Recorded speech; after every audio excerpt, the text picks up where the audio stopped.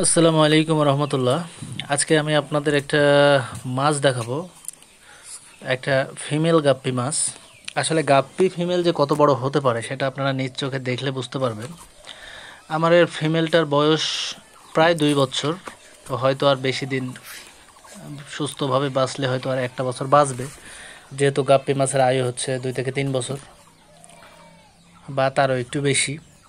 তো আমি এখানে নিয়ন ব্লু গাপ্পি আছে, যদিও এগুলো পিওর ব্রিডের নিয়ন ব্লু না, আমি এক ভাইয়ের কাছ থেকে নিয়েছিলাম। তো ব্লাড লাইন খারাপ হয়ে গেছে, সেজন্য আমি এটা পিওর নিয়ন ব্লু ভাবে রাখিনি, এটা থেকে মিক্স তৈরি করি।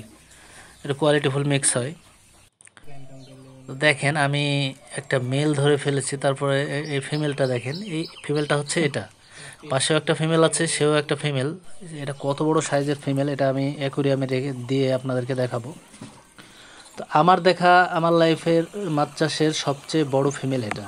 এত বড় ফিমেল আমি আর কখনো দেখিনি বা আমার হয়নি। তো সত্যি কথা আপনাদের একটা বলি, এই ফিমেলটা 200+ বাচ্চা দেয়। আপনি সেটা বিশ্বাস আপনারা করলে করবেন, হয়তো না করলে নাও করতে পারেন, কারণ আমি আলাদাভাবে এই ফিমেলটা যখন লোড হয়েছিল তখন আমি ভিডিও করা হয়নি, তো আলাদাভাবে আমি এটা ব্রিড করায় দেখলাম। তো 203টা মতো বাচ্চা পাইছিলাম।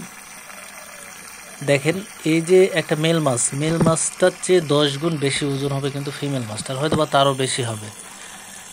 বডির ভারটা এত বড় যে ও বাঁকা হয়ে থাকছে। আমি আপনাদের ক্লোজ করে যদি দেখাই তাহলে এর সাইজটা আপনারা বুঝতে পারবেন। এটা আমার দেখা আমার মাছ চাষের সবচেয়ে বড় একটা ফিমেল। ফিমেলটা কিন্তু খুবই সুন্দর, লেজটা সেই বড়, মানে খুবই একটা রাউন্ড শেপের, হচ্ছে আপনার হাফ মুন টাইপের। আর এটা নিয়ন ব্লু। আমার যে মাছটা আমি কিনেছিলাম হয়তো সেই মাছটা, এটা যে ভাইয়ের কাছ থেকে নিয়েছিলাম প্রথমে, এরা প্রচুর বাচ্চা দিয়েছে। আমার কাছে আসার পরে আমি অনেকবারই এর থেকে বাচ্চা পাইছি।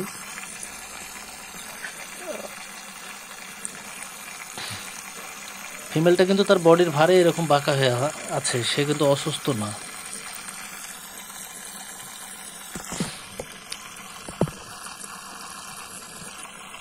আমি যদি আপনাদের একটু কাছ থেকে দেখানোর চেষ্টা করি, আসলে আমার ফোনে ভালোভাবে হয়তো ফোকাস করতে পারছে না।